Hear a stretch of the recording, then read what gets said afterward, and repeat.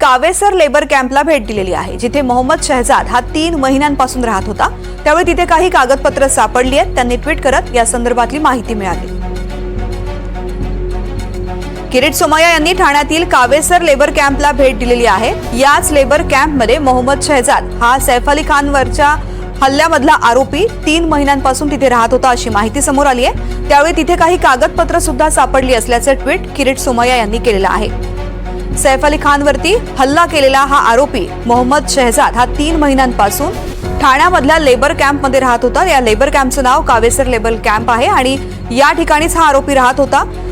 किरीट सोमय्या यांनी या ठिकाणाला भेट दिलेली आहे। त्यावेळी तिथे काही कागदपत्र त्यांना सापडलेली आहेत। सैफ अली खानवरती हल्ला करणारा हा आरोपी बांगलादेशी असल्याचा आरोपही केला जातोय। या प्रकरणाची सध्या चौकशी सुरू आहे। मात्र ठाण्यामधल्या 4 लेबर कॅम्पमध्ये हा आरोपी राहत होता अशी पोलिसांना माहिती मिळाली। त्याच लेबर कॅम्पमध्ये किरीट सोमय्या गेलेले होते। त्या ठिकाणी काही कागदपत्र सापडलेली आहेत असं ट्विट त्यांनी केलेलं आहे। या संदर्भातली माहिती पुढे आलेली आहे। सैफ अली खान याच्या घरामध्ये शिरून चाकू हल्ला करणारा आरोपी पोलिसांनी अटक केलेला आहे। त्याला न्यायालयीन कोठडी देण्यात आलेली आहे आणि त्यानंतर हळूहळू एक माहिती समोर येऊ लागलेली आहे। त्याच्या संदर्भातली महत्त्वाची माहिती म्हणजे हा आरोपी बांगलादेशचा रहिवासी असल्याची पोलिसांकडून माहिती मिळालेली आहे। या प्रकरणाची सुद्धा सध्या चौकशी सुरू आहे। मोहम्मद शहजाद असे या आरोपीचं नाव आहे। तो 3 महिन्यांपासून ठाण्यामधल्या लेबर कॅम्पमध्ये राहत होता।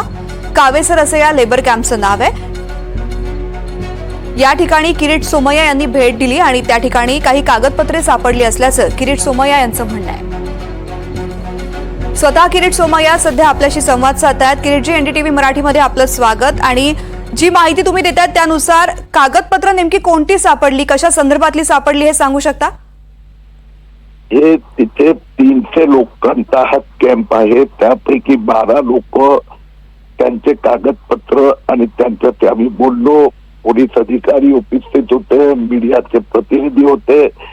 12 पैकी 9 लोकांकडे, काही लोकांकडे आधार कार्ड होतं तर काहींकडे आयकर विभागाचं पॅन कार्ड आणि त्यात पश्चिम बंगालचे कुठल्या ना कुठल्या जिल्ह्याचे पत्ते दिले होते। त्याशिवाय यांच्याकडे एकही बाकी आपण जे म्हणतो कुठलेही डॉक्युमेंट नाही। हे सगळे 9 जण हे बांगलादेशी मुस्लिम होते।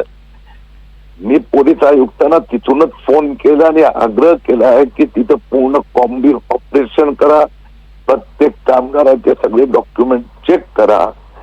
मला विश्वास आहे 2 दिवसात यापैकी अनेक बांगलादेशी सापडणार आणि त्यांना परत पाठवले जाणार। किरीट सोमय्याजी, महाराष्ट्रामध्ये बांगलादेशी येऊन राहतायत, ही बातमी तुम्ही आधीपासूनच लावून धरलेली आहे, तसे पुरावे सुद्धा समोर आणण्याचा प्रयत्न केलेला आहे। आता मोहम्मद शहजाद हा आरोपी सुद्धा बांगलादेशी असल्याचं बोललं जाते, या संदर्भातला काही पुरावा मिळू शकलाय?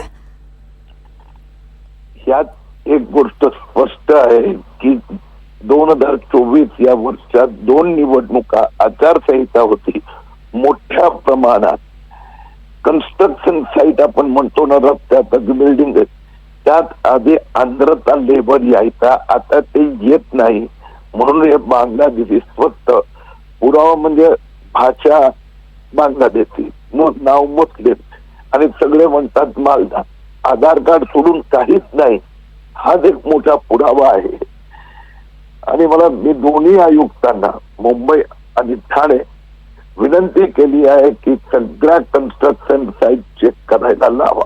मी स्वतः आता सगळ्या रेल्वे स्टेशनच्या आसपास ते जे फेरीवाले आहेत त्यात 50% अधिक हे लोक घुसले आहेत। मी स्वतः या ठिकठिकाणी जाणार आहे, या सगळ्यांचं चेकिंग करायला लावणार आहे।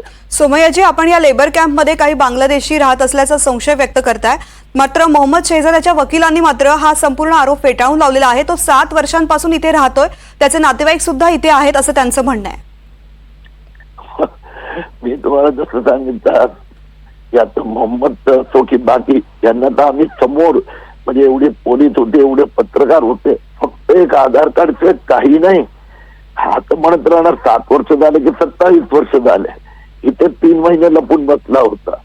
वकिलाचं काम वकील करतायत, पण आपण तर आपल्याकडे आहेतच ना पुरावे, तर पुरावे तर द्यावेच लागणार। निश्चित, खूप खूप धन्यवाद किरीट सोमय्याजी। एनडीटीव्ही मराठीशी आपण सविस्तर चर्चा केलीत याबद्दल। तर किरीट सोमय्या यांनी या लेबर कॅम्पला भेट दिलेली आहे। त्या ठिकाणी कागदपत्र सापडलेली आहेत आणि या लेबर कॅम्पमध्ये बांगलादेशी राहतात असा संशय त्यांनी व्यक्त केला आहे।